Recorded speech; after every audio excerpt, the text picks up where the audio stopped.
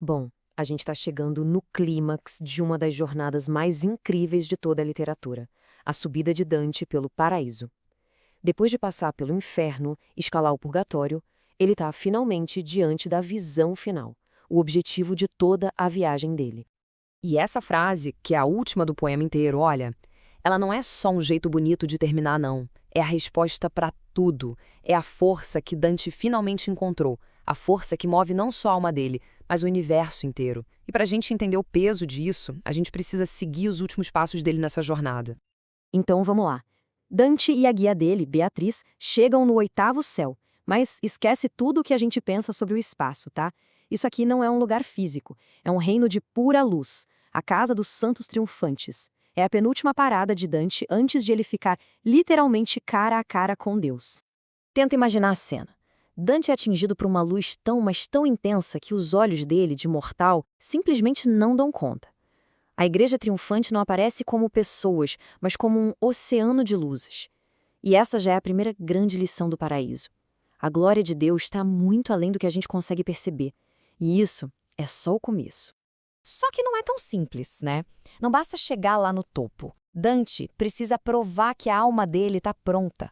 Ele está prestes a passar por uma espécie de prova final, um exame sobre os três pilares que, segundo a fé, conectam a alma humana ao divino. E aqui a gente não está falando de qualquer virtude. A gente está falando de fé, esperança e amor. Dons que vêm direto de Deus. E os professores dessa prova, nossa, são três dos maiores santos da história. Cada um deles uma autoridade máxima em uma dessas virtudes. O primeiro a aparecer é uma figura pesada, São Pedro, a rocha sobre a qual a igreja foi construída. Ele, que é a base da fé cristã, vai questionar Dante sobre o que é, afinal, a fé dele. E o legal aqui, na pergunta do São Pedro, é que ele não quer uma resposta decorada de livro. Ele quer que Dante mostre que a fé é algo vivo, a substância das coisas que se esperam. Dante passa no teste, explicando que a fé dele não é cega, mas que se baseia nas escrituras e nos milagres que as confirmam. Logo depois, surge São Tiago. A missão dele é testar a esperança de Dante. Sabe, aquela certeza de que a glória futura, a vida eterna, é real e está esperando por ele. A resposta do Dante aqui, olha, é uma mistura de poesia com teologia que é brilhante. Ele define a esperança não como um desejo qualquer, mas como a certeza de que vai alcançar a glória. É um presente garantido pela graça de Deus e pela Bíblia. Basicamente, ele mostra que a esperança dele é sólida como uma rocha. E para fechar, o examinador é São João, o apóstolo do amor. Ele mesmo, que se deitou no peito de Cristo. A pergunta dele é direta. Qual é a essência do amor de Dante? Onde, de verdade, o coração dele está? São João pergunta, numa metáfora incrível, com que força esse amor morde a alma de Dante. E a resposta dele é o que garante a aprovação. Ele diz que todo o amor que existe nele é voltado para Deus, o início e o fim de todas as coisas. Com a fé, a esperança e o amor aprovados, o caminho para o próximo nível está liberado. Agora a coisa fica cósmica de verdade. Dante sobe para a nona e última esfera física do universo. Esse lugar é o primo mobile, o motor que faz tudo girar. E o que ele vê aqui vai virar a cabeça dele do avesso. Pensa assim, na cabeça da galera daquela época, o universo tinha a Terra no centro e várias esferas girando em volta.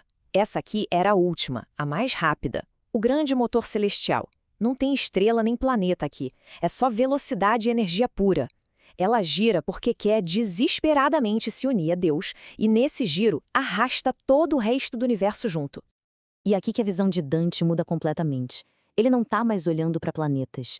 O que ele vê são 9 anéis de luz pura girando numa velocidade alucinante. Essa é a hierarquia dos anjos, numa dança cósmica em volta do Criador. E no centro de tudo isso, a fonte de toda essa energia. Um ponto de luz que brilha tanto que é quase insuportável de olhar. Esse ponto é Deus. E a Beatriz explica para ele que, diferente do universo físico, aqui a lógica é outra. Quanto mais perto de Deus um anjo está, mais rápido e mais brilhante ele é. A proximidade com um divino é o que define a glória. E agora chegou a hora do último passo. Dante vai deixar para trás tudo que é físico.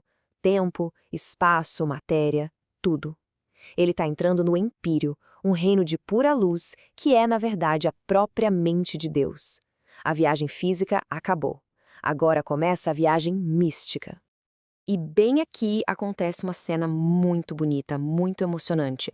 A Beatriz, que foi a guia dele desde o purgatório, sorri para ele uma última vez e volta para o lugar dela. No lugar dela aparece São Bernardo de Claraval, um místico super conhecido pela devoção que ele tinha à Virgem Maria. Ele vai ser o guia final de Dante até a visão de Deus. São Bernardo, então, mostra a Dante como é a forma final do paraíso, a rosa celestial. Imagina um anfiteatro infinito, feito com os tronos de todas as almas salvas, organizadas como se fossem pétalas de luz. E lá no centro, no lugar mais alto de todos, está Maria, a rainha do céu. E, finalmente, a gente chega no momento para qual a Divina Comédia inteira foi construída.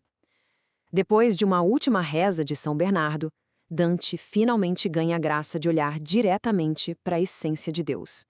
É uma visão tão, mas tão poderosa que simplesmente não existem palavras humanas para descrever. Esse é o grande desafio do poema. O próprio Dante, o poeta, admite que a memória falha, que as palavras não são suficientes. Ele só consegue tentar descrever um eco, uma sombra da glória imensa que ele viu. A primeira coisa que ele consegue perceber são 3 círculos de luz perfeitos. Eles têm cores diferentes, mas e aqui vem o mistério, eles ocupam exatamente o mesmo espaço. É uma coisa impossível para a nossa geometria, um paradoxo que só aponta para uma verdade que está além da nossa lógica.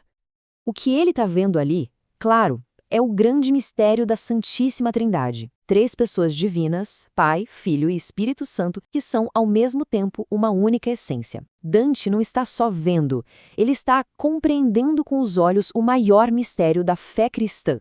E quando parecia que não podia ficar mais impressionante, vem o golpe final.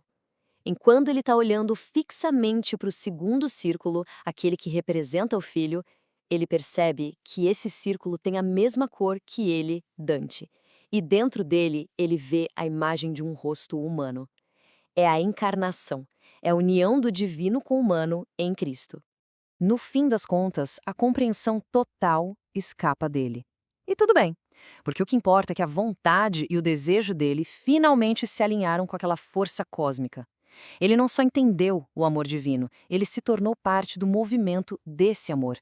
E essa é, talvez, a grande mensagem da comédia, que a jornada da nossa alma não é sobre achar todas as respostas, mas sobre alinhar o nosso ritmo com o ritmo do amor que move o sol e as outras estrelas.